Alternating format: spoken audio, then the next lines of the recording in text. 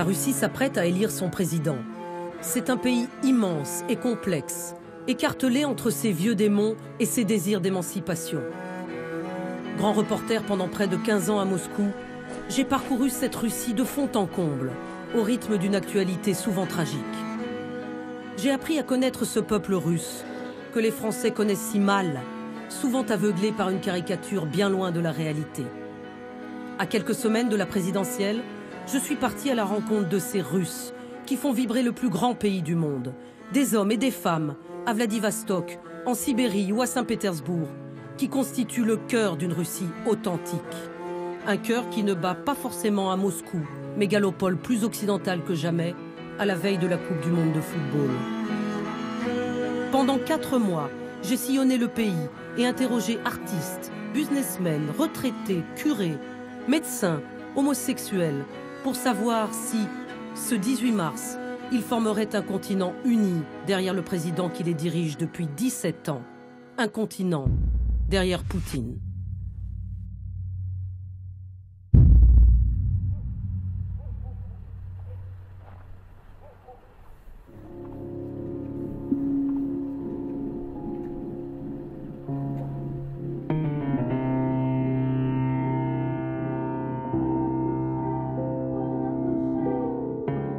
Vladivostok. C'est par l'extrême est de la Russie, à plus de 9000 km de Moscou, qu'Alexandre Solzhenitsyn, prix Nobel de littérature, avait choisi de revenir de son exil forcé aux États-Unis en 1994. Je commence par cette ville de 600 000 habitants, à 7 fuseaux horaires du Kremlin, quelques kilomètres de la Chine et de la Corée du Nord, face au Japon. Ici aussi, on va renouveler la confiance envers Vladimir Poutine. Ces Russes d'Extrême-Orient ont une parole libre. Ils nous ressemblent, beaucoup plus qu'on ne le croit. À l'image de Pacha, ce père de famille avec qui j'ai rendez-vous sur les hauteurs de la ville, dans sa maison à flanc de colline baignée par un soleil glacial. Ah, vous êtes en train de jouer là? Oh, c'est vraiment magnifique ici. Je peux vous aider? Ah, bonjour. Pacha n'est pas là. Comment ça, il n'est pas là? Mais enfin, c'est sûr qu'il est là. Il nous attend. Il est arrivé hier soir. Il doit être là. Il est beau ce quartier. Vous l'aimez, j'imagine? Je l'adore. En quoi il est spécial? Je sais pas, j'y suis née. Je n'ai absolument pas envie de partir. Nulle part. Non, mon fils et mon petit-fils sont nés ici. Nous sommes tous d'ici. Ah ouais, vous êtes tous d'ici. Alors, ouvrez-nous s'il vous plaît. Bonjour. Bonjour. Ah, moi aussi, on me dit bonjour? Oui, oui, toi aussi. Vous devez avoir une vue splendide d'ici, non? Montrez-moi la vue. Comment ça s'appelle votre quartier? Le faubourg de Matelot. Pourquoi? Notre ville s'est développée le long de la rue principale, avec ce genre de faubourg. D'un côté, il y avait le faubourg des officiers, où ils vivaient tous. Après, il y a eu le faubourg des hôpitaux. Et ici, de notre côté, se sont installés des matelots mariés, avec leurs familles. Regardez, j'ai justement conçu une œuvre qui représente un matelot avec sa femme, ses enfants, ses chats, etc. Et cette terrasse, c'est vous qui l'avez construite? Oui, j'ai fait la terrasse pour que les enfants puissent y jouer. Ici, j'ai commencé à faire un panneau en mosaïque. Je me suis représenté moi, avec des cubes, pour montrer mes abdos. Mon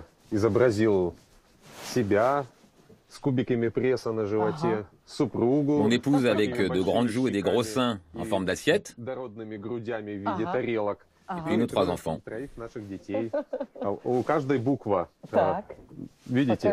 Chaque panneau, regardez, est marqué avec une lettre. A comme Ania, L comme Lida et N comme Nadia, du prénom de ma fille aînée. Et donc là-bas, plus loin, c'est votre potager? Oui.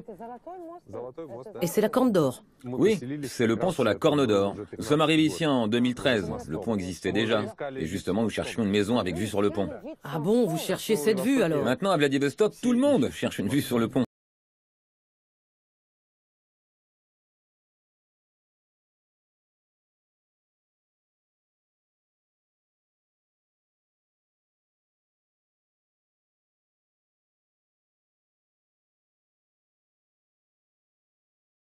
J'ai travaillé 3 ans à Vladivostok et 6 mois sur Sakhaline.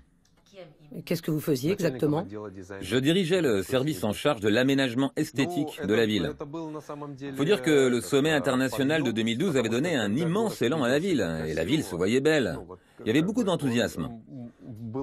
Malheureusement, d'un coup, il n'y a plus d'argent.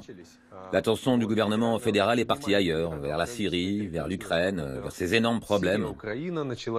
Et il faut dire que Poutine a pratiquement cessé de venir à Vladivostok. En tout cas, il n'est plus venu comme avant.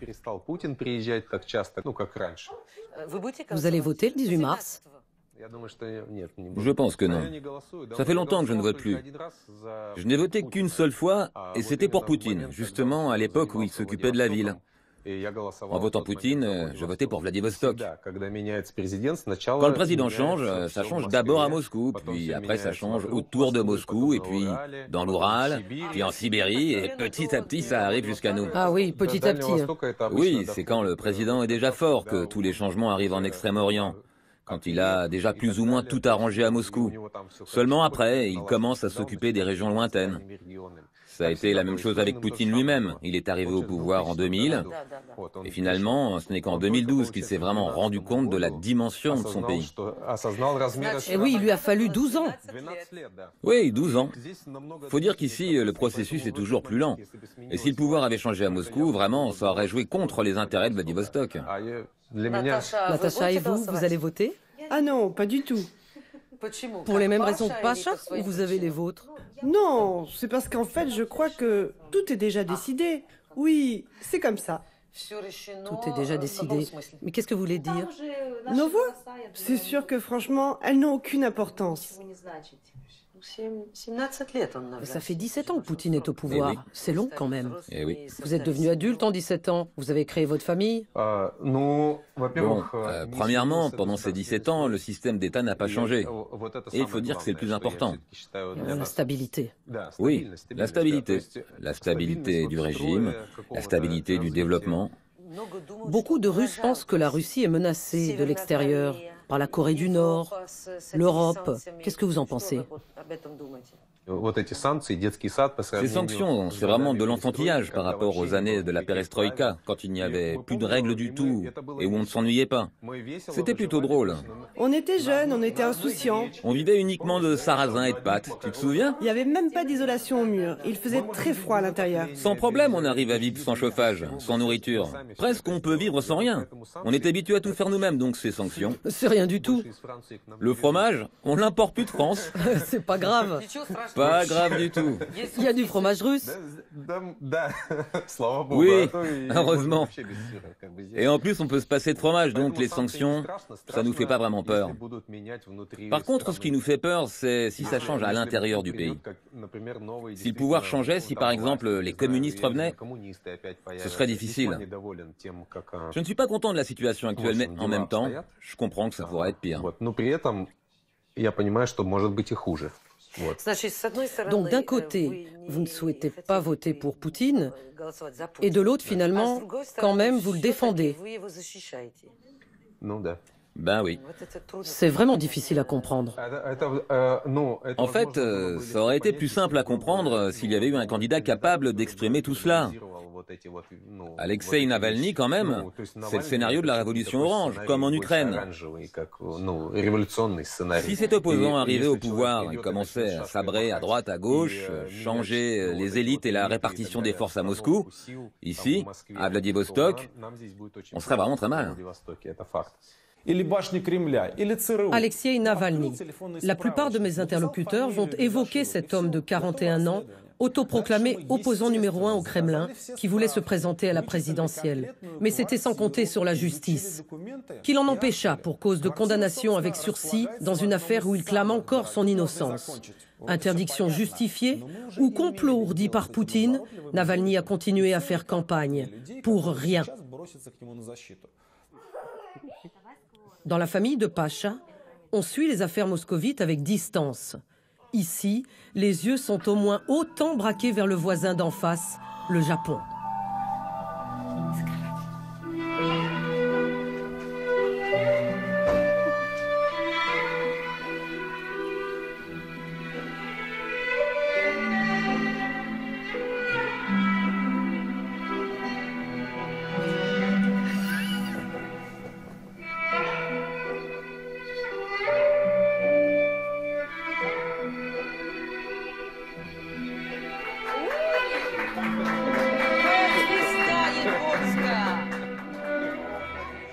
Avant de reprendre la route, Pacha me montre certaines de ses réalisations extérieures, ici en centre-ville, et là, au bout de l'île Rouski, choisie comme centre de congrès par Vladimir Poutine pour le sommet international dont il me parlait tout à l'heure.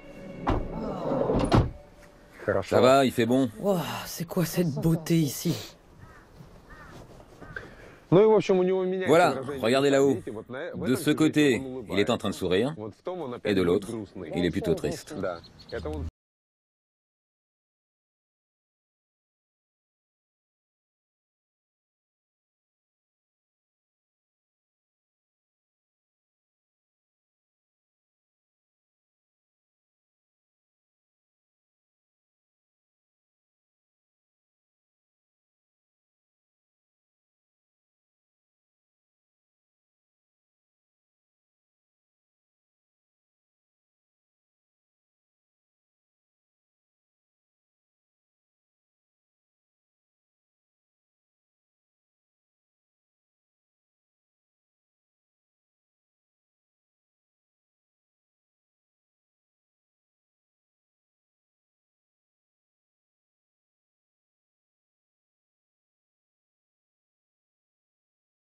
Il me parle, mais du président Poutine, dont il a suivi en partie la conférence de presse annuelle la veille.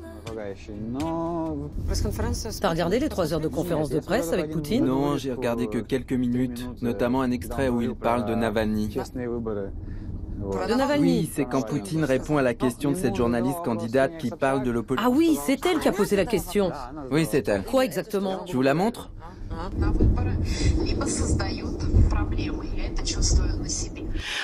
Il y a un candidat qui s'appelle Alexei Navalny et il fait campagne depuis 1 an. Des casiers judiciaires fictifs contre lui ont été spécialement fabriqués. Parce qu'il y a un véritable climat de peur. Les gens comprennent qu'en Russie, être dans l'opposition, ça veut dire soit se faire tuer, soit se faire mettre en prison, soit encore quelque chose d'autre dans le genre.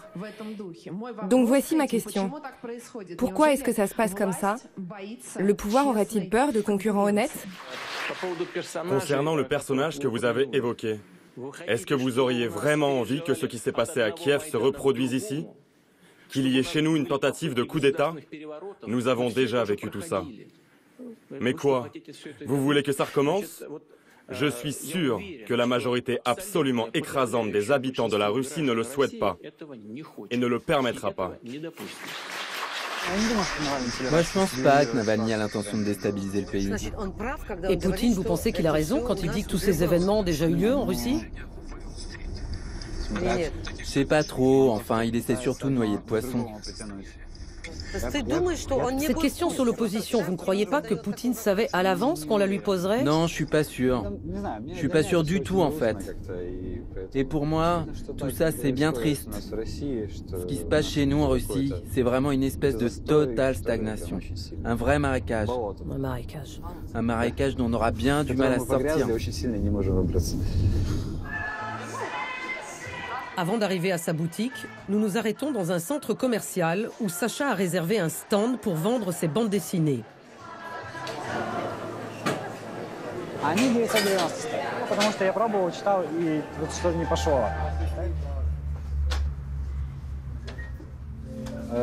Dans la librairie du vieux centre-ville, nous poursuivons notre conversation sous la surveillance de Batman, Superman et autres X-Men.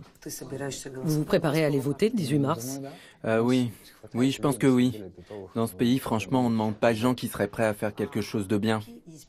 Et justement, de quel changement essentiel a besoin la Russie?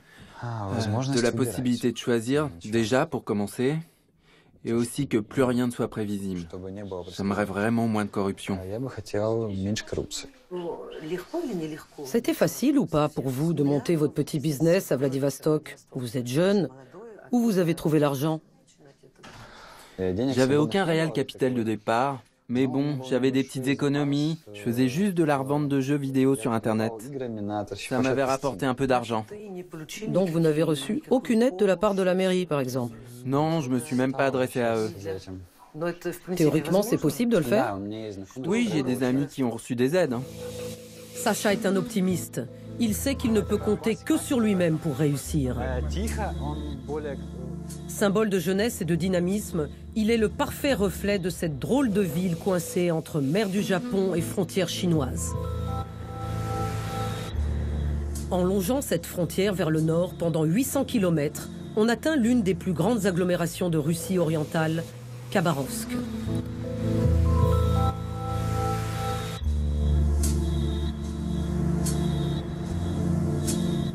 600 000 habitants vivent sur ces rives du fleuve Amour, où les stigmates des constructions massives de l'ex-Union soviétique n'ont pas encore disparu. La ville s'est néanmoins transformée ces 20 dernières années, mais à l'image du pays, elle n'a pas réussi à enrayer la baisse de sa natalité. Problèmes économiques ou crise de société plus profonde? Pour le savoir, je rejoins le docteur Yuri Berdakov, directeur de la clinique prénatale de la ville depuis 9 ans. Où est-ce qu'on se trouve là? Ici, on est aux consultations des femmes du centre périnatal, là où tout commence, si je puis dire. On accueille ici des femmes qui veulent concevoir des enfants et aussi des femmes enceintes qui veulent avoir des consultations. Et enfin, celles qui viennent accoucher. Il y a combien de cliniques dans la région de Khabarovsk? De ce niveau-là, c'est la seule. La région de Khabarovsk est beaucoup plus grande que la France, mais malheureusement, elle est moins peuplée. Donc les femmes viennent de tous les coins de la région pour se faire soigner ici. Voilà une salle d'accouchement où l'on peut trouver tous les équipements modernes. Cette femme vient d'accoucher. Quand exactement? Ce matin. Il y a seulement quelques heures. Oui, parce qu'après l'accouchement, les femmes sont ici pendant 2 heures dans cette salle. Elles ont la possibilité de rester avec leur enfant, ce qui n'était pas le cas avant.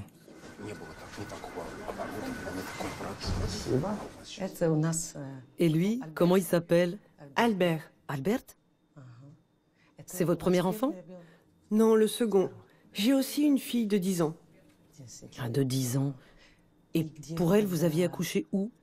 Ma fille, je l'ai eue dans une autre maternité. Et pourquoi vous avez décidé d'accoucher ici? Parce qu'on m'a orientée vers cette maternité et c'est vrai que j'en avais entendu beaucoup de bien. Ici, c'est confortable et puis je suis seule dans la chambre avec mon enfant. C'est pas toujours comme ça. Oui, c'est rare.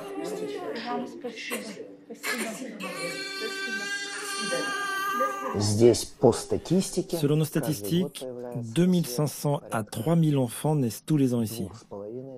Maintenant, je pense que quand la nouvelle aile de l'hôpital sera ouverte, on sera plutôt entre 3000 et 3500 naissances. Le taux de natalité en Russie n'est pas très élevé. Pour le moment, malheureusement, non. Il n'est pas très élevé. Il diminue même dans notre région de Khabarovsk. Le gouvernement veut promouvoir la natalité et encourage les familles potentielles en instaurant des subventions. Et à partir de la naissance du deuxième enfant, les parents reçoivent ce qu'on appelle un capital maternel. Ça s'élève à combien à peu près? Vous avez une idée? C'est environ 400 000 roubles. Une somme que les parents peuvent utiliser pour payer les études de leurs enfants ou tout simplement payer le crédit de leur logement. Dans une clinique comme la vôtre, est-ce qu'on peut dire que la situation s'est améliorée sous Poutine? Pour être sincère, et la main sur le cœur, je peux vous dire que le système de santé de tout le pays dans son ensemble s'est amélioré. Votre budget a augmenté? Oui. Je dirais pas que ça suffit pour tout, mais oui. Même si parfois on aimerait avoir davantage de matériel de qualité, des équipements plus performants, et surtout on préférerait ne pas avoir économisé comme on le fait. Ça aurait pas été plus utile d'investir dans le domaine de la santé plutôt que de dépenser de l'argent dans l'annexion de la Crimée et l'organisation d'un référendum par la Russie? C'était vraiment une priorité? Mais pourquoi appelez-vous annexion le résultat d'un choix libre de la population? Parce qu'il n'y a pas d'autre mot. Un référendum a été organisé. La majorité des habitants de la presqu'île de Crimée a voté en faveur du rattachement à la Russie. Si vous parlez de priorité, oui, c'était une priorité parmi d'autres. Donc vous pensez que c'était une bonne décision? Moi, je veux bien que vous essayiez de me convaincre du contraire. Le problème, c'est que je devrais quitter le pays parce que je ne pourrais plus y vivre. Catégorique, voire péremptoire, le docteur Berdakov gardera ses éventuelles critiques pour lui. Le gouvernement ayant décidé d'aider les foyers russes dès leur premier enfant, l'année 2018 pourrait être plus faste en naissance. Le médecin est fier de montrer ceux qu'il a vus naître, dont certains figurent dans un calendrier qu'il garde précieusement. Des enfants parfois nés grâce à une législation plus permissive qu'en France. C'est vrai qu'en Russie, les mères porteuses sont autorisées? Oui. Et vous en avez dans la clinique? À quelle fréquence? Il y en a dans toutes les maternités. Mais moi, je vous dirai pas combien il y en a ici. C'est un secret. Un secret? Pourquoi? Parce que j'ai décidé. Donc la GPA est autorisée. Mais l'est-elle aussi pour les couples homosexuels? Mais nous n'avons pas ce genre de couple. Comment ça? Où avez-vous déjà vu un mariage homosexuel en Russie? Vous voulez dire qu'officiellement, les couples homosexuels n'existent pas en Russie? Non, il faut savoir de quoi on parle. On parle de pratique ou de théorie? Moi, ce qui m'intéresse, c'est de savoir concrètement. Et moi, concrètement, justement, ça ne m'intéresse pas. Ces gens-là, ok, ils se sont rendus compte qu'ils étaient différents, qu'ils étaient homosexuels. Eh bien, moi, je suis hétéro, c'est tout.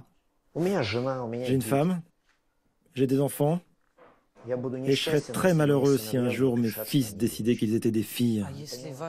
Mais enfin, si vos fils étaient amoureux de garçons, ça voudrait pas dire qu'ils sont des filles. Eh bien, moi, ça, je ne comprends pas. Tolérance pour la GPA, mais propos d'un autre âge sur l'homosexualité, le docteur Yuri Berdakov représente bien les paradoxes de la Russie moderne. Passionné de photos, il chérit ce calendrier où chaque mois de l'année est illustré d'un enfant. Des portraits en noir et blanc pris par son ami photographe Dimitri, un artiste pas vraiment du même bord politique que lui. Je le rejoins ce matin sur un shooting pas comme les autres, dans la banlieue de Khabarovsk. Ah, Dimitri, bonjour. Bonjour. Ça va? Ça va très bien. Tout va bien. Bon, on est prêt à y aller? Qu'est-ce que vous allez faire ici? Je vais photographier des enfants qui cherchent à être adoptés. Qui cherchent? Oui, ils cherchent des familles d'adoption. Et pour qu'ils trouvent des bonnes familles d'adoption, il leur faut de belles photos. Ah oui, bien sûr. Donc c'est un orphelinat? Oui, c'est l'orphelinat de la ville. On y va?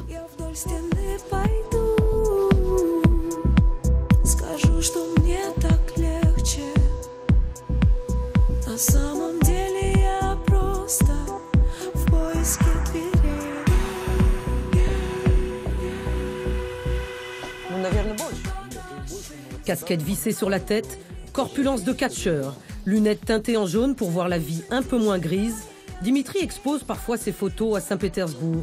Mais surtout, il travaille régulièrement pour l'agence de presse TASS. Ce matin, il vient photographier bénévolement ces petits orphelins. Des enfants de 5 à 10 ans, plus mignons les uns que les autres. Super.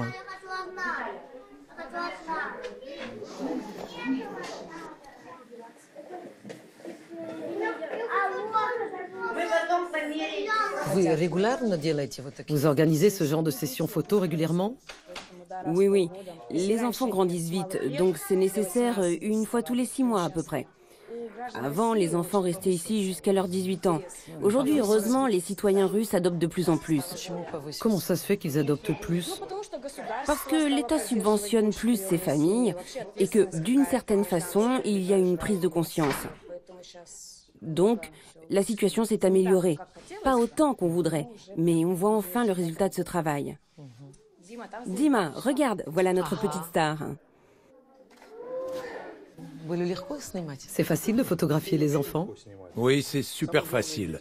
Il ne faut surtout pas leur dire quoi faire. Ils savent tout très bien tout seuls. Si tu les commandes, Ils se figent. Regarde là, ils sont heureux, ils sourient.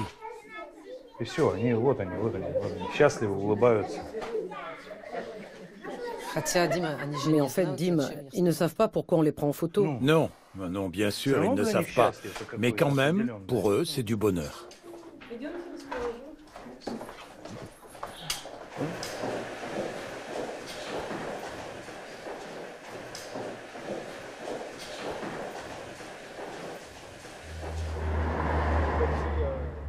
Direction les rives du fleuve Amour, le seul endroit de la ville qui trouve grâce aux yeux de Dimitri. Dim, et ça fait longtemps que vous habitez ici, à Khabarovsk? Ça fait plus de 20 ans. Plus de 20 ans? Et ça vous plaît? Pour être honnête, non. Non. Non. Pour moi, Khabarovsk, c'est vraiment une ville grise. Pourquoi vous n'avez pas déménagé? Je voulais partir. Au début, c'est ma famille qui me retenait. Et après, quand les enfants ont grandi financièrement, je ne pouvais plus vraiment me permettre de m'acheter un appartement dans le centre de Moscou, de Saint-Pétersbourg. Pourtant, j'avais même projeté d'ouvrir un business à Saint-Pétersbourg. Quel genre de business? Une boutique de thé. Pourquoi ça n'a pas marché? Le conflit en Ukraine a commencé, les sanctions sont apparues, le prix du dollar a augmenté. Toute l'économie russe est liée au dollar. On se demande bien pourquoi. En tout cas, le prix de la boutique a augmenté et avec l'argent que j'avais, je ne pouvais plus l'acheter. Dim, le fleuve Amour, il est aussi large que ça partout. Et il y a des endroits encore plus larges. Et là, juste en face de nous, c'est quoi? La Chine. C'est loin? 2 heures en bateau. Mais les prix ont monté. Nous, les Russes, on a moins de raisons d'aller en Chine. En revanche, ce sont les Chinois qui viennent chez nous. Avant, c'est nous qui allions chez le petit frère. Maintenant, c'est le petit frère qui vient chez nous. Ça veut dire que le petit frère est devenu le grand frère, en fait. Pour vous, qui est responsable du fait que l'économie ne se développe pas? Évidemment, le gouvernement. Qui d'autre? On pourrait dire que c'est à cause du peuple qui serait paresseux, mais non, non. Le peuple n'est pas paresseux. On fait juste tout pour l'abrutir. Vous irez voter? Bien sûr, j'irai voter. Bien sûr. Mais vous n'irez pas voter Poutine? Certainement pas. C'est la 18e année du règne du Parti Russie Unie et de Vladimir Poutine. Moi, je souhaiterais qu'enfin, mon droit à choisir soit respecté.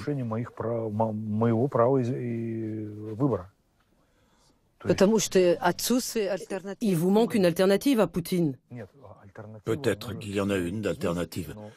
Mais on ne laisse pas la possibilité à d'autres candidats d'arriver aux élections. Le propos est lucide, courageux même face à une caméra.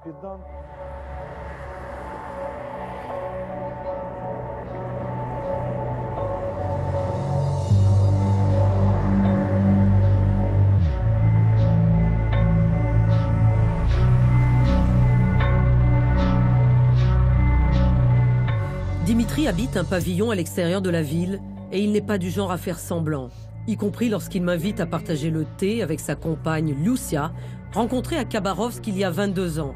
Une épouse qui le soutient dans sa passion, mais un peu moins dans ses envies de changement radical.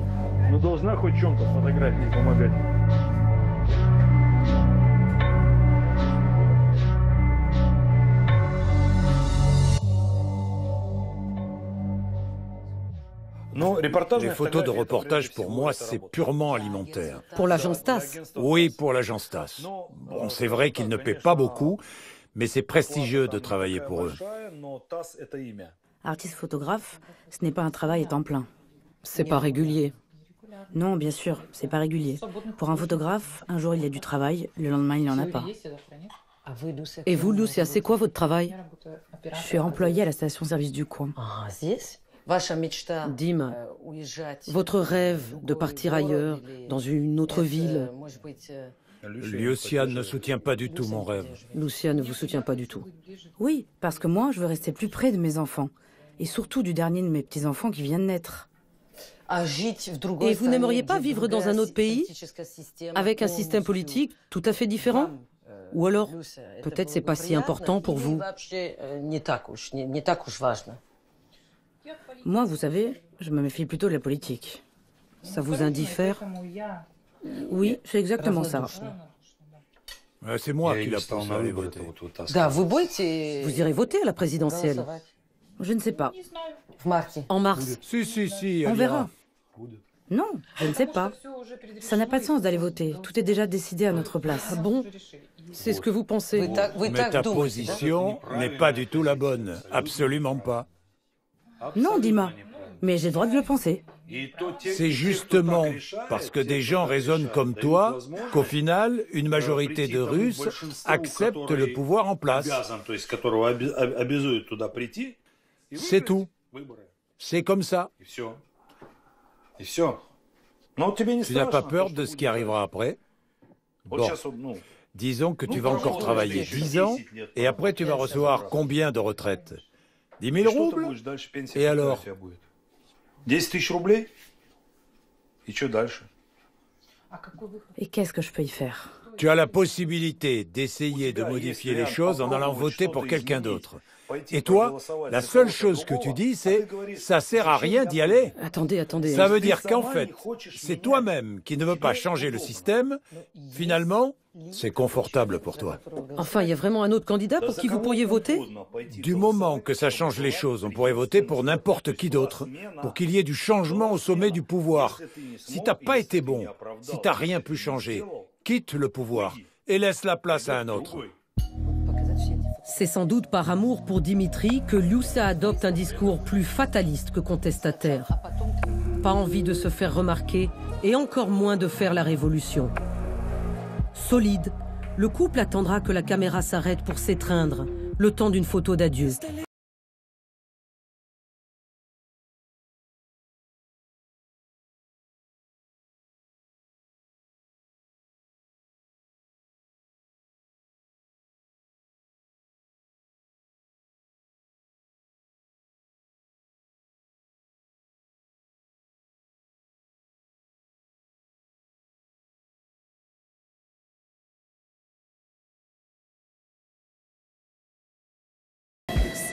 Moins de 200 km séparent Khabarovsk de Birobidzjan.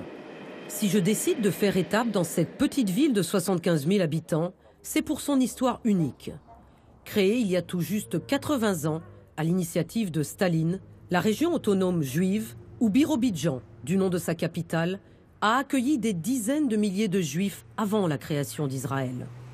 Après la dissolution de l'Union soviétique, beaucoup ont émigré en Israël. Aujourd'hui, la région ressemble à n'importe quelle province russe. Non loin de la synagogue, l'église orthodoxe du père Georgi se trouve dans une rue célébrant un écrivain de langue yiddish. Tous les dimanches, des paroissiens de tous âges se rendent à la messe où, pendant plus de 3 heures, vont alterner chants et prières dirigés par le père Georgi, 29 ans, dont le visage encore juvénile se cache derrière une barbe parfaitement soignée. Son épouse, car les prêtres orthodoxes peuvent se marier, dirige la chorale.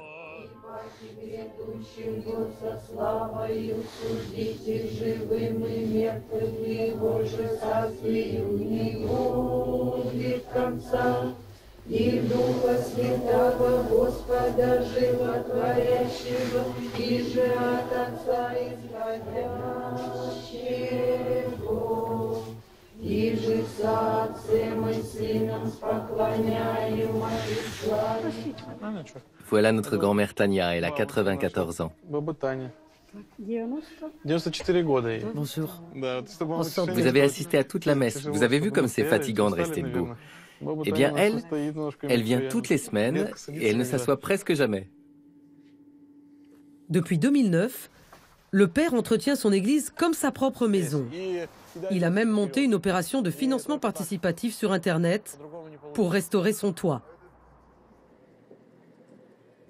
Dans un autre bâtiment, des fidèles d'un tout autre genre viennent trouver réconfort à ses côtés. Ici, c'est notre cantine de bienfaisance où tout le monde peut venir gratuitement. Vraiment tout le monde? Oui, gratuitement. Indépendamment de son statut social, de ses convictions religieuses, qu'il soit jeune ou vieux, on accepte tout le monde. Le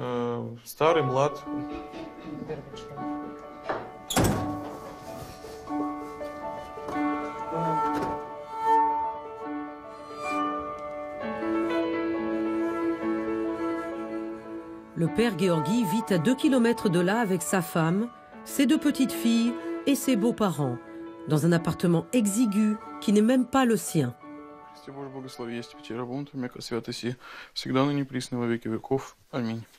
Voilà, on vit dans cet appartement tous ensemble. Ma belle-mère, elle appelle ça un appartement communautaire. Un appartement communautaire. Ah oui, d'accord. C'est l'appartement des parents de ma femme. Nous y vivons depuis 8 ans déjà. Moi, je n'ai pas de parents. Je suis orphelin.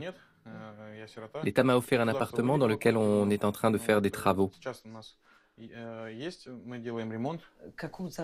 Est-ce que je peux vous demander quel est votre salaire? Oui, 20 000 roubles. Et vous pensez que c'est suffisant? On va pas se plaindre. Ça nous suffit. Mais c'est vrai que quand même, on n'a jamais assez d'argent. Nos beaux-parents nous aident. On travaille tous les deux. On reçoit tous les deux un salaire. Comment a évolué le niveau de vie des Russes ces dernières années? Pour moi, c'est vraiment très différent par rapport aux années 90. Quand dans ce temps-là, on était privé de tout. Beaucoup étaient restés sans argent. On avait du mal à se nourrir. C'était une époque très difficile. Mais aujourd'hui, je sais que ceux qui veulent trouver du travail, ils en trouvent. Oui, oui, on vit nettement mieux aujourd'hui qu'il y a 20 ans. On vit plutôt pas si mal. Beaucoup de Russes sont convaincus qu'en Russie, tout dépend d'un seul homme, je veux dire, de Vladimir Poutine. Si vous voulez mon avis, oui, je respecte beaucoup le président Poutine. En tant que citoyen, je pense qu'il est un bon président. Mais moi, vous savez, je ne peux pas compter sur l'homme. Je ne compte que sur Dieu. Poutine lui-même, il est croyant? Oui, Vladimir Vladimirovitch est croyant. Il ne l'affiche pas, il a raison. Mais il va à l'église autant que c'est possible d'aller à l'église pour un président. Vous dites que c'est un bon président, mais il n'a pas commis d'erreur? Les hommes qui ne commettent aucune erreur n'existent pas. Le seul à n'en avoir jamais commis, c'est Jésus-Christ, notre Seigneur. Et il est homme-Dieu. Vous regardez les journaux télévisés? Oui, oui, on les regarde. Je vous vois venir avec votre question. Vous allez me demander si j'ai une vision du monde unilatéral. Le monde dans lequel nous vivons est un monde moderne, où personne ne trompe personne, parce qu'il y a Internet. Et on trouve des sources d'informations indépendantes. Entre vous, parfois, vous parlez politique? Si on parle politique entre nous. La politique, c'est la vie. Je sais pas. On a d'autres discussions. Très, très rarement. Tous les deux, vous irez voter? La dernière fois, on y est allé. Et on ira aussi cette année. Je pense qu'il nous faut accomplir notre devoir civique. Mes beaux-parents, parfois, ils vont voter, parfois, ils n'y vont pas. Hein, grand-mère? Aujourd'hui, nous prions Dieu pour qu'il nous offre un président digne. Pensez-vous qu'en France, on vive plus librement qu'ici? Vous savez, il faut rester très prudent quand on emploie le mot liberté. C'est un peu comme avec le mot tolérance. Ce sont des mots galvaudés. Mais vous voulez parler de liberté des mœurs? Non, plutôt la liberté d'expression. Ah, la liberté d'expression. Je ne suis pas journaliste, mais si vous ouvrez Internet, chez vous ou chez nous, il y a tout. Personnellement, je trouve qu'il y a trop de liberté. Moi, j'en supprimerais.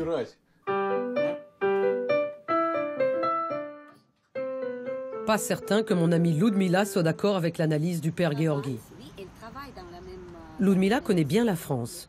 Elle s'y est rendue à plusieurs reprises et une de ses filles poursuit des études à Paris. Je l'ai connue ici, au début des années 2000, alors que j'écrivais un livre sur le Birobidjan. À l'époque, Ludmila était professeure de français à l'université. Mais pour des raisons politiques et budgétaires, le français n'est plus enseigné. Ludmila doit maintenant se contenter de quelques cours privés chez elle ou dans ce petit institut de langues étrangères, rue Lénine. Mon quartier, il est vraiment tranquille. Je veux le visiter, viens me voir la ligne. Comment tu t'appelles? Ilia. Ilia. Je m'appelle Ilia, j'ai 10 ans. Ah, 10 ans, d'accord. Et toi? Je m'appelle Arina, j'ai 12 ans. 12 ans. Je m'appelle Elena, j'ai 11 ans. 11 ans, d'accord. Combien d'élèves tu as en tout en classe particulière? À peu près. 17. 17. Réguliers? Réguliers, oui. Tu nous as montré que tu apprenais le français aux enfants grâce aux chansons. Oui, j'adore. Ça aide. Oui. J'ai vu le film Aimer, boire, chanter. Oui. Et à la fin de ce film, il y a un air sur la musique de Strauss. Sachons aimer, boire et chanter, c'est notre manière d'exister. C'est quelque chose comme ça. Voilà. Je chante tout ce que j'entends. D'accord. Bien, merci. Ramassez tout. Ludmila est mariée à Sergueï. Tous deux faisaient partie de ces jeunes Russes qui croyaient en la réussite facile du début des années 2000. Ils se sont endettés, beaucoup, et ont subi de plein fouet les effets de la crise. La société de Sergueï a fait faillite, le couple a tout perdu, et notamment son grand appartement du centre-ville, pour partir en banlieue. Eh bien, j'habite toujours au 5e. Ah, t'as pas changé d'étage? Voilà. Aujourd'hui encore, ils n'ont pas tout remboursé. Ah oui, ça vraiment. Monter les 5 étages, t'aimes bien, hein? On peut le faire plusieurs fois par jour. Ma mère, elle croit que nous sommes coupables, vraiment coupables. Moi, je crois que ça, c'est inconscience. C'est pas la...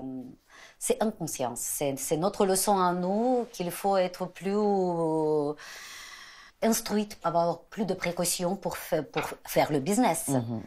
Je n'étais pas bien éduquée pour aider à mon mari à travailler dans l'entreprise. Pendant la période soviétique et après la chute de l'Union soviétique, il y avait les jeunes hommes, comme mon mari par exemple, qui ont bien réussi à faire leur entreprise, mais ils n'avaient aucune éducation pour le faire. L'éducation de mon mari, c'est informaticien. C'est grâce à son caractère, à sa personnalité qu'il a réussi. Pas vraiment d'espoir à l'horizon, et surtout pas lorsque j'évoque avec elle les prochaines échéances politiques. Nous n'avons pas l'opposition politique. Et n'importe quel candidat va poursuivre la même ligne. Pourquoi une majorité de Russes, encore aujourd'hui, reste en faveur de Vladimir Poutine et s'apprête à revoter pour lui? Comment on peut l'expliquer? C'est la stabilité que les gens ont perdue pendant la période de perestroïka. C'était vraiment très difficile de perdre tout. Et maintenant, il y a quelqu'un qui garde toujours la même ligne. Et tu n'as jamais voté pour lui? Tu voteras jamais pour lui? Non, jamais. Je n'aime pas toutes sortes de manque de liberté. Et quand tous me demandent de voter pour, je ne vote pas. Je ne veux pas faire contre. Oui. Je suis délicate, je suis tolérante, mais je ne vote pour. Et dans ta famille, tu es la seule à ne pas voter pour Poutine? Je sais pas. Peut-être mes parents vont voter pour Poutine. Peut-être. Peut-être. Mais tu vois, tous les ans, on a augmenté un peu leur retraite. Cette année, on n'a pas augmenté. Ah, oui. Dans son téléphone, Ludmila a conservé des photos de sa vie d'avant, ces années fastes où le couple possédait plusieurs voitures et une datcha. Aujourd'hui, elle rêve d'autres horizons. J'aimerais bien vivre autrement, pas comme à Birobidjan. Voilà, c'est un peu triste. La vie dans les petites villes comme ça, c'est un peu triste.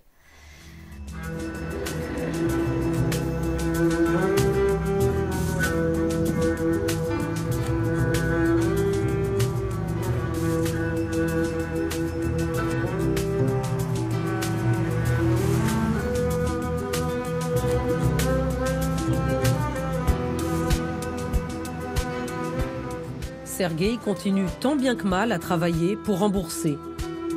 Il a ouvert un petit atelier de réparation d'ordinateurs dans le centre. Mais il avoue n'avoir aucune visibilité pour l'avenir.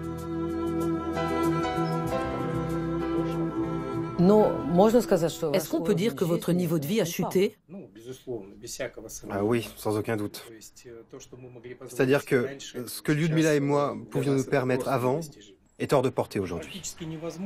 Au niveau de la région, c'est devenu pratiquement impossible de réussir à développer son commerce. C'est bientôt les élections. Votre président sera certainement réélu?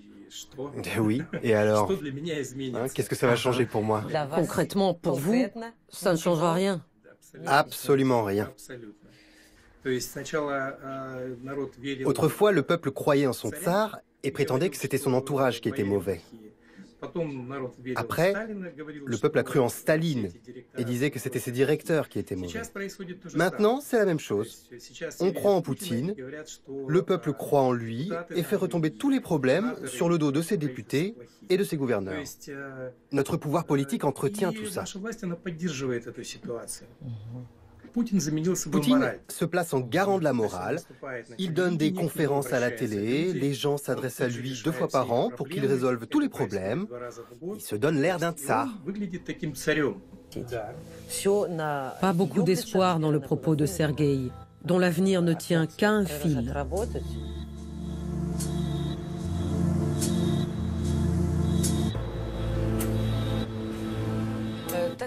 À quelques mètres de là, un discours diamétralement opposé mais tenu par une représentante de la communauté juive de la ville. Retraitée de la fonction publique, Tatiana Fine continue à travailler dans un institut pédagogique. Et elle est très fière de ses médailles accumulées durant sa longue carrière. Ça, c'est la médaille du travailleur émérite de l'éducation nationale de la Fédération de Russie. J'ai aussi la médaille du meilleur citoyen russe. On me l'a donnée parce que j'apparais dans ce livre qui en dresse la liste. Les meilleurs citoyens russes, c'est sorti en quelle année? 1998. Je suis fière de revendiquer mon patriotisme. Ça ne me gêne absolument pas. Oui, c'est vrai, mon avis sur Poutine est positif. Oui, je soutiens le président Poutine. Oui, c'est sûr, je le soutiens vraiment. Je le respecte en tant que président. Il va y avoir des élections présidentielles en mars. Il paraît clair que Vladimir Vladimirovitch va être réélu. Vous estimez sans doute que c'est bien. Oui, on aimerait qu'il reste président. Vladimir Vladimirovitch lui-même est très critique envers ce qu'il fait et comment il le fait. Il a même dit que si un jour il sentait qu'il n'était plus à la hauteur, s'il était devenu un poids, il démissionnerait tout de suite. Mais qu'est-ce qu'il a apporté d'aussi important au pays, à votre avis? Sa capacité à maintenir une position très nette, très rigide pour défendre les intérêts de notre pays. Ça, c'est le premier point. Et ça nous plaît vraiment. Deuxièmement, on doit remercier le président Yeltsin, parce que c'est lui qui a nommé Vladimir Poutine au gouvernement. Ah oui, c'est lui qui l'a trouvé. Il l'a trouvé et nommé.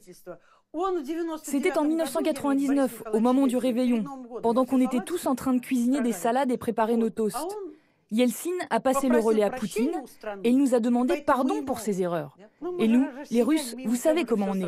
On lui a pardonné. Pensez-vous que les médias ont correctement couvert la guerre en Crimée? Mais c'est le peuple qui a voulu le rattachement de la Crimée à la Russie. C'est une autre affaire. Mais avant le référendum, il y a bien des militaires russes qui avaient pénétré en Crimée. Attendez, mais tout a commencé par quoi? Par l'humiliation des russophones en Ukraine. Et maintenant, la langue russe est interdite dans toutes les écoles du pays. Vous le savez, ça, qu'elle est interdite. Oui. Voilà, vous avez compris. Voilà le problème. Je connais mal les statistiques, mais en Ukraine, la moitié du pays parle russe et pense en russe. Ça vous rappelle pas le moment où Adolf Hitler est arrivé au pouvoir? Ça ne vous rappelle pas quand les Juifs étaient obligés d'écrire en allemand alors qu'ils continuaient à penser en yiddish? Et vous savez où tout ça a amené l'Allemagne par la suite? Donc vous comparez la situation en Ukraine avec ce qui s'est passé sous Hitler? Oui, absolument. Un propos caricatural, mais très en phase avec la propagande de Moscou. Je quitte Birobidjan pour un voyage dans le transsibérien de 2 jours, 6 heures et 50 minutes, qui m'amène à Irkoutsk, 3000 km plus à l'ouest, en plein cœur du continent. Cette métropole de 650 000 habitants est la porte d'entrée sur le lac Baïkal. Celle que l'on surnomme le Paris de la Sibérie attire de plus en plus de touristes russes épris de nature. Américains, Européens, mais surtout Chinois, boostent l'économie d'une ville qu'un homme rêverait de voir inscrite au patrimoine de l'UNESCO. Dimitri Razumov. À 42 ans, ce père de 2 garçons dirige une entreprise qui restaure les vieilles maisons en bois du centre-ville. Quand j'ai commencé à restaurer les maisons, je ne remettais à neuf que les façades extérieures. C'était une commande de l'État. Mais comme j'aime beaucoup l'histoire de notre ville, je suis allé plus loin et je me suis mis à reconstituer également les intérieurs. Dans cette maison, on a refait les plafonds à l'identique d'il y a 150 ans. À partir de vieilles photos. Oui, on a tout reconstitué d'après les photos. Les faïences des poêles à bois, les décors des portes, les couleurs des papiers peints et tous les autres détails. Absolument tout. Ce projet était très important parce que j'utilise ma propre maison comme showroom. J'y fais venir des amis, des connaissances, et je leur montre qu'il faut vivre comme ça, et qu'ils ont tort de vivre en dehors de la ville. Votre but, c'est que les élites reviennent vivre au centre. Au centre, oui. Dans une autre vie, Dimitri travaillait comme fonctionnaire de l'État. Avant, vous étiez au gouvernement local. Oui, j'ai travaillé pour le gouvernement de Saint-Pétersbourg, dans la région de Leningrad. Et puis, vous avez pris vos distances. Oui, j'ai été vraiment déçu. Je me suis rendu compte que je dépensais beaucoup d'énergie pour de médiocres résultats. Bien sûr, maintenant, nous vivons vraiment très bien. T'as envie de devenir riche, bah tu le deviens. Sauf que ce n'était pas possible à l'époque soviétique. Il est bien, mon bagna, hein? Oh, il est magnifique.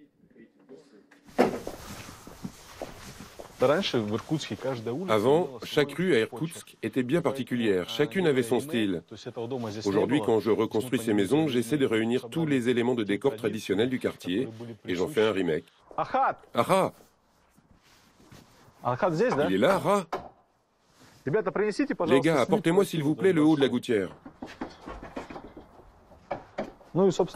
Alors expliquez-nous. Voilà, c'est le haut de la gouttière. En fait, ce n'est pas qu'un tuyau. On a tout redécoupé à l'identique et peint à l'ancienne. Mais je voudrais vous montrer le type de bois que nous utilisons. C'est du mélèze. Ah, ça vient de votre scierie. Oui, c'est ma propre production. Regardez, ces planches-là, je les vends 800 € le mètre cube. Alors, est-ce qu'on peut dire que pour vous, la conservation et la rénovation de ces anciennes maisons, c'est également un business? L'un n'empêche pas du tout l'autre. Je ne peux pas dire que c'est un business qui rapporte énormément. Il y en a qui sont beaucoup plus lucratifs. Mais la clé, en fait, le plus important à mes yeux, c'est d'être en harmonie avec soi-même. Et moi, j'aime l'émotion que me procure cette activité. Pour rien au monde, Dimitri ne reviendrait à son ancienne vie, dans cette mairie pour laquelle il ne nourrit pas la moindre nostalgie. Il fait partie de cette génération d'hommes d'affaires opportunistes qui remercient Poutine de les avoir laissés développer leur juteux business. Quand on évoque l'impopularité du président en Occident, Dimitri se raidit. Poutine nous a absolument tout donné. Tout ce que nous avons aujourd'hui, des bonnes voitures étrangères, la liberté, la possibilité de voyager, tout ça est devenu possible depuis 20 ans seulement. À votre avis, c'est ça qui explique la popularité de Poutine? Mais bien sûr. Les gens sont contents, ils se sont mis à vivre mieux. Mais tout le monde n'est pas content. D'accord, pas tout le monde. Mais la majorité, ça c'est une constatation objective. Personne ne le met en doute, pas même Navalny. Qu'est-ce qui va se passer après Poutine? Le pays va s'écrouler. Et objectivement, aucun d'entre nous n'y est prêt. Il nous reste encore 10 ans de belle vie avec Poutine. Ensuite, ce sera une concurrence acharnée avec l'Asie. Et je suis sûr que ça va être très dur de gagner cette bataille. Surtout pour nous ici à Irkoutsk. Parce que nous sommes situés à l'avant-poste entre l'Europe et l'Asie. Jouer à se faire peur, prédire le pire si Poutine n'était plus aux manettes, c'est exactement le ressort sur lequel joue le Kremlin. Pour Dimitri, l'urgence n'est pas de se débarrasser de Vladimir Poutine, mais plutôt de préserver des effets du réchauffement climatique le joyau de la région, le lac Baïkal.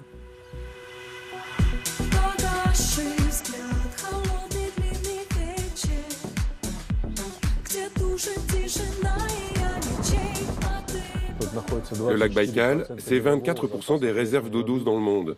Bien sûr, il a l'air infini. Quand tu sors en bateau et que tu éprouves cette puissance, ce n'est plus un lac, c'est même plus une mer, c'est un océan. Qu'est-ce que vous pensez?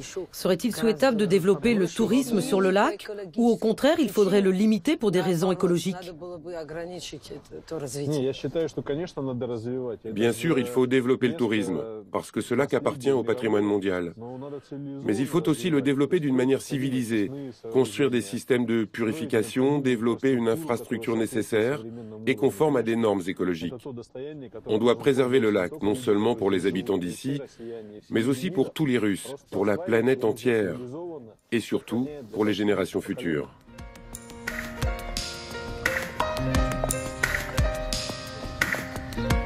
Des flux touristiques qu'il serait souhaitable de réglementer. En 15 ans, le nombre d'organismes vivants est passé de 25 millions à moins de 10. Les autorités ont même interdit la pêche à l'eau moule, cette truite locale qui reste le principal revenu des riverains. C'est sur les rives de cette perle de la Sibérie que j'ai rendez-vous avec une famille pas comme les autres. Olga et Anatoly vivent depuis 22 ans dans le village de Balshaya Riechka. Et si tout le monde les connaît dans la région, c'est parce qu'ils ont eu 10 enfants. En cette matinée d'automne, je retrouve Olga en pleine répétition d'un spectacle de danse.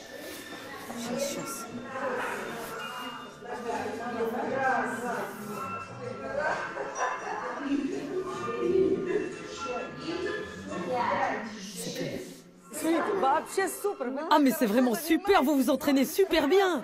Bah oui, on répète une danse pour un concours. C'est quand le concours? C'est bientôt? C'est vendredi. Après-demain. Vous êtes prête? On s'entraîne dur.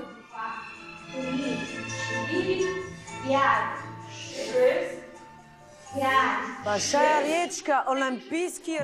Riechka, la réserve olympique. Vous allez aller au concours avec cette banderole?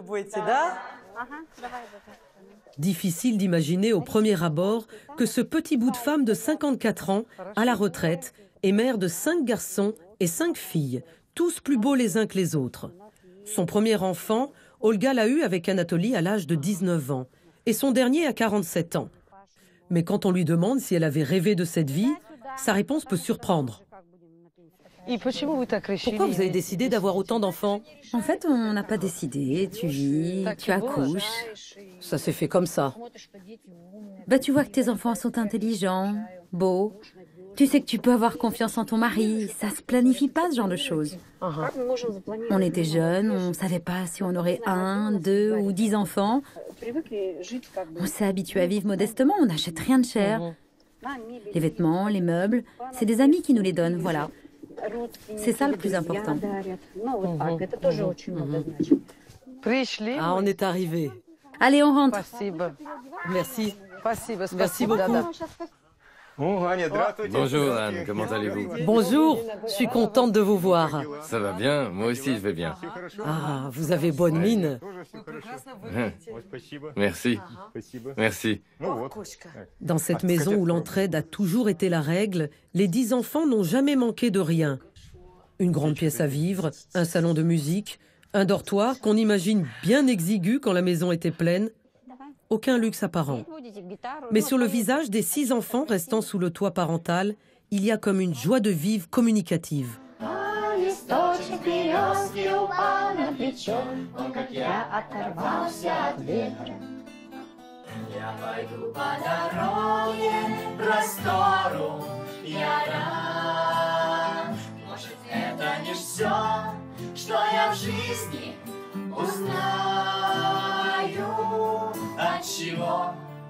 Ala, tu peux faire passer s'il te plaît? Ça va être froid. En tant que famille nombreuse, est-ce que vous recevez des subventions de l'État et du gouvernement? Oui, je vais vous dire, moi, ce qu'on reçoit. 300. Exactement 280 roubles par enfant. À Moscou, c'est 2000. Et d'ailleurs, on nous dit, pourquoi vous déménagez pas à Moscou? À Moscou, c'est tant que ça, et ici, c'est si peu. Oui, c'est une prérogative des fonctionnaires d'État locaux. À Moscou, ils ont les moyens budgétaires, mais ici, ils ne les ont pas. L'État a beau dire que le pays a besoin de familles fortes, de familles travailleuses, mais moi, je ne ressens pas ce soutien. Vous ne le ressentez pas? Non, pas du tout. Combien de fois on a demandé une aide pour acheter un nouveau minibus? Comme on nous la refusait, on a été obligé de prendre un nouveau crédit. L'argument de l'administration, c'est qu'il nous manquait un enfant mineur pour l'obtenir. Le comble, c'est qu'on nous a même proposé d'adopter un autre enfant pour l'obtenir. Évidemment, on a refusé. On n'adopte pas un enfant pour ce genre de raison. La prime de 100 000 roubles offerte par Moscou et ce diplôme de Vladimir Poutine récompensant la famille modèle ont aussitôt attiré les médias. Mais au final, la famille s'est débrouillée plus que n'a été aidée. Mais quand on interroge Anatoly sur ses opinions politiques... Nous, on l'aime, Poutine. On aime sa façon de diriger. Pour l'instant, à part lui, Vous ne voyez pas d'alternative à Poutine? je ne vois personne d'autre. Mais pourtant, il y a d'autres candidats. Il y a des gens dans l'opposition. Vous avez entendu parler de Ksenia Sobchak? Oui. Oui, on la connaît. Mais surtout pas elle. Surtout pas elle? Mais pourquoi? Je ne voudrais vexer personne, mais elle ne me paraît pas très sensée. En tout cas, c'est l'impression qu'elle donne. Hein. Anatoly, pourquoi vous pensez comme ça? Mais parce que ça se voit. Un jour elle dit blanc, le lendemain c'est noir. On ne sait pas vraiment ce qui se cache derrière le combat contre la corruption de ces gens dans l'opposition. Ils agitent un écran de fumée pour ne pas montrer qui ils sont vraiment. Aujourd'hui, on vit en paix. Le plus important, vraiment, c'est qu'on vive sans guerre. Mais vous oubliez que la Russie est en guerre contre l'Ukraine et vous oubliez la Crimée. D'accord, mais la guerre, c'est la faute à qui? C'est la faute aux fachos et aux nazis. Qui sont les fascistes? C'est le pouvoir de Poroshenko. Vous voulez dire les Ukrainiens? Uniquement ceux qui dirigent. Les gens simples, le peuple n'y est pour rien. Un propos sans appel qui tranche avec la douceur ambiante. En attendant l'hiver, la vie s'égrène paisiblement.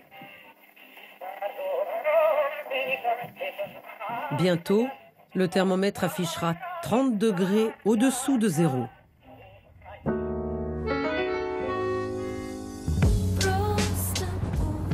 La route qui me mène d'Irkoutsk à Saint-Pétersbourg, ma destination finale, passe par Petrouchovo, un village qui m'est cher, à 4700 km à l'ouest d'Irkoutsk.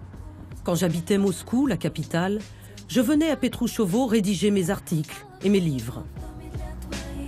Bordée de forêts qui n'ont rien à envier à celles du Canada, je connais la route par cœur. Des lignes droites infinies, dont la monotonie est parfois rompue par des vendeurs ambulants à certains carrefours qui proposent fruits, légumes, conserves et poissons. Ces vendeurs arrondissent leur fin de mois ou tout simplement leur retraite.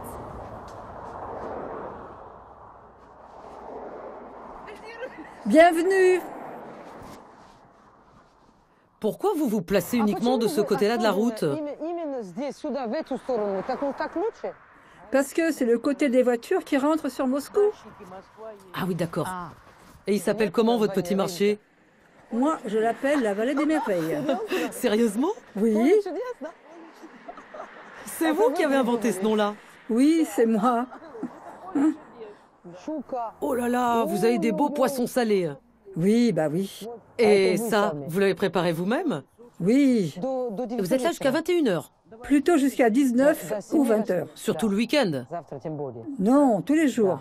Tous les jours? Et dites-moi, c'est combien votre retraite? 8 000 roubles. C'est très peu. Ça fait combien de temps que vous êtes à la retraite? Depuis 2000. 17 ans. Et depuis, votre retraite, elle a augmenté? Oui, elle augmente. Elle augmente régulièrement. Avec l'inflation? En fait, on s'en fout de ces augmentations. Pour nous, le plus important, c'est qu'on nous laisse vendre notre production au bord de la route. Nous, on est des Russes. On peut survivre à tout. Mais quand même, vous êtes retraité, ça serait bien de vous reposer. Je travaillerai tant que j'ai des forces. Et je ramasserai toujours des champignons. Dites-moi, une bonne recette pour vous, c'est combien? Environ? C'est un secret. Il y a des hauts, il y a des bas.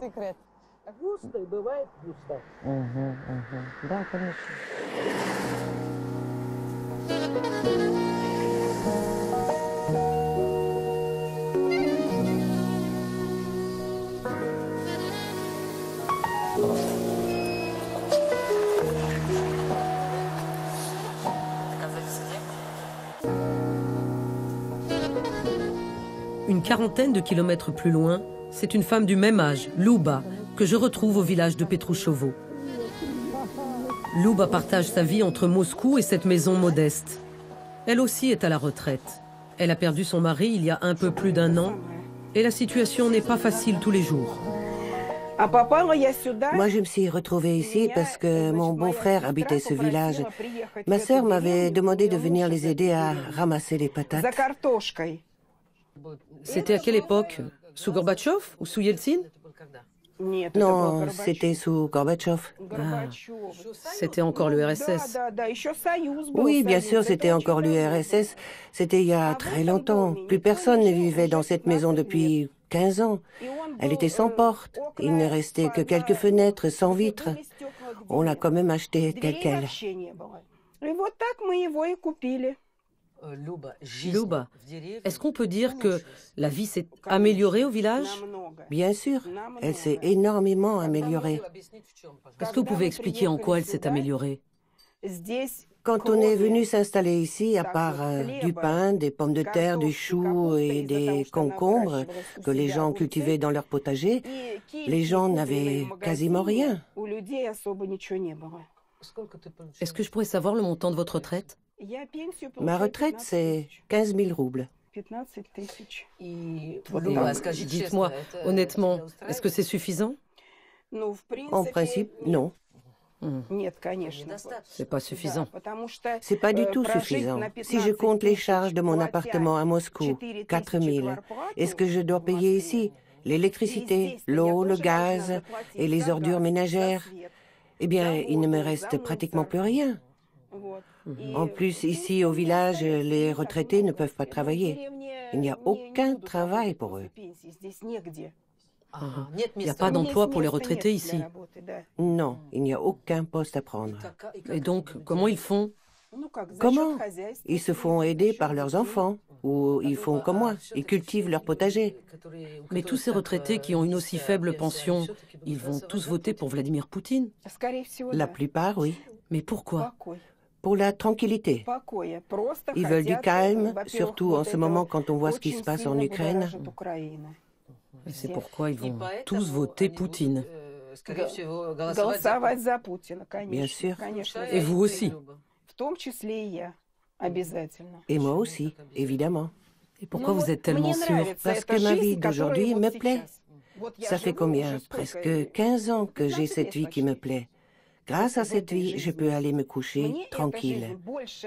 Avant, il faut le dire, cette sérénité-là n'existait pas.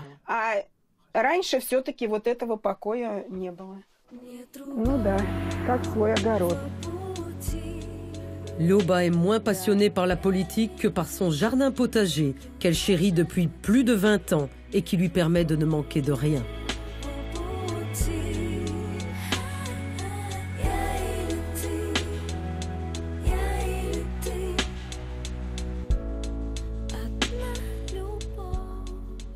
À 900 km au nord-ouest de ce village, changement de décor radical pour la ville natale de Vladimir Poutine, où j'ai choisi de terminer mon voyage. Une ville musée, étincelante par la richesse de son patrimoine, mais dure à vivre pendant ces longs mois d'hiver où la luminosité est faible. L'ancienne capitale sous les tsars est redevenue attrayante, notamment pour la communauté homosexuelle. Si au sud du pays, en Tchétchénie, brimades, voire tortures ont récemment redoublé de violence, ici, l'homophobie est moins visible. Igor et Artyom ont accepté de parler à visage découvert de leur vie quotidienne, ainsi que de leurs combats. Notre rendez-vous a lieu dans un café gay-friendly, mais qui ne s'affiche pas comme tel. On dit que Saint-Pétersbourg est une des villes de Russie les plus ouvertes aux homos. C'est vrai, ça? Oui, c'est vrai. À Saint-Pétersbourg, les gens sont, disons, plus calmes. Mais évidemment, ça dépend avec quoi on compare. Si on compare Saint-Pétersbourg avec l'Europe, c'est pas vraiment génial notre situation. Mais si on compare, disons, avec une province russe reculée, oui, c'est plutôt vrai. Vous avez fait votre coming out? Oui, je l'ai fait. Mais finalement, j'ai quand même été obligé de changer complètement mon entourage. Sauf bien évidemment ma famille et mes plus proches. Oui, vraiment, parce qu'il y avait des tas de gens qui n'arrivaient pas à se faire à l'idée que... j'étais pas un type normal à leurs yeux. Est-ce que vous pensez qu'en Russie, il y a un électorat gay? Il y a 7 ans, j'avais encore l'illusion que l'électorat gay et lesbien avait une vision plus libérale de la société. Mais en fait, non. En 2011, il y a eu beaucoup de sondages sur des sites gays et en fait, on s'est rendu compte que des tas d'homos votaient pour Russie unie de Vladimir Poutine. Moi, je peux dire que je soutiens Ksenia Sobchak.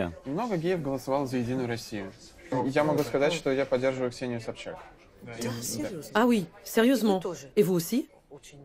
C'est très intéressant. Oui, moi aussi, parce qu'elle a un discours qui tombe à pic, qui parle de choses qui nous concernent. Et finalement, pourquoi pas? Et parce qu'elle s'affiche contre tous? Oui, parce que c'est un spectacle, et qu'elle tire ce spectacle vers le haut. Tant mieux. Ksenia est un vrai showman, enfin, showwoman. C'est vraiment intéressant de l'observer, de la voir participer à la politique. Savez-vous qu'en France, l'homophobie est punie par la loi? Vous pensez que ça pourrait être le cas en Russie?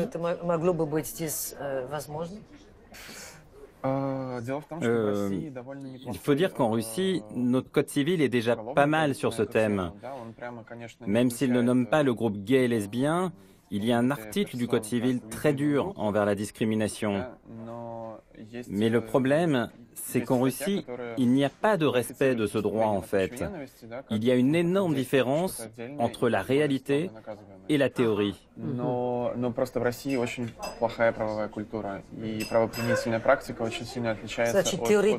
Donc la théorie n'est pas si mal, mais elle n'est pas appliquée. Oui, c'est ça. Qu'est-ce que vous pensez des infos qu'on a entendues à propos de la Tchétchénie, à propos des tortures de gays? Il y a 1 an, à peu près, des tas d'infos terribles sont sorties sur le fait que les homosexuels étaient torturés là-bas.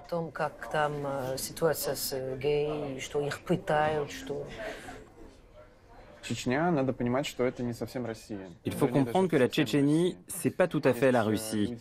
C'est même plutôt pas du tout la Russie. Il y a des organisations russes qui aident à évacuer certaines victimes de là-bas. Et dans la pratique, c'est à peu près tout ce qu'on puisse faire pour eux. Évacuer ces personnes, recueillir leurs témoignages et recueillir des données afin qu'un jour, il puisse y avoir des actions en justice. Mais ça signifie quoi pour vous le fait que Moscou... Des risques de violence physique. De violence physique? Oui, c'est déjà arrivé à certains de mes amis, et même parfois devant témoins. Par exemple, l'un d'entre eux a perdu un œil à cause de ça. Et il a dû émigrer aux États-Unis, à Washington. Ici en Russie, l'enquête sur son cas est restée en suspens. Pourtant, la police avait la possibilité de la poursuivre. Mais elle ne l'a pas fait. Mais est-ce que vous vous sentez protégé ou pas? On n'oublie jamais les risques. Tout le temps? Oui, bien sûr. En permanence. Même à Saint-Pétersbourg, la sécurité des homosexuels n'est pas garantie. Igor et Artyom vivent ensemble depuis plusieurs mois, mais leurs parents ne connaissent pas le partenaire de chacun. Et ils n'ont quasiment aucun contact avec leurs voisins dans cet immeuble situé à 10 km du centre.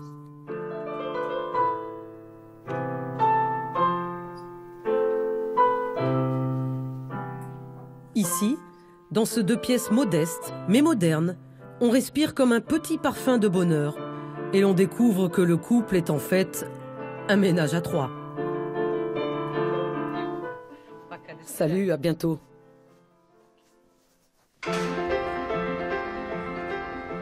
Ma traversée du continent russe d'est en ouest s'achève. Cette élection présidentielle aura donc été un non-événement pour la plupart des Russes rencontrés. Des Russes qui m'auront permis de saisir ce qui leur importe le plus, vivre en paix. Les changements incessants des 4 dernières décennies ont marqué ce peuple qui rêve avant tout de stabilité. Et ils l'ont, cette stabilité, depuis le début du nouveau siècle, sous Poutine. Des Russes qui savent que leur président est loin d'être irréprochable, mais qui n'étaient pas prêts, cette fois-ci, à plonger dans l'inconnu. Dans le microcosme de la capitale, il se dit que Vladimir Poutine pourrait ne pas achever son mandat, qu'il se désignerait un successeur, sans que nul ne sache qui cela pourrait être. Décidément, l'âme russe est tissée de contrastes.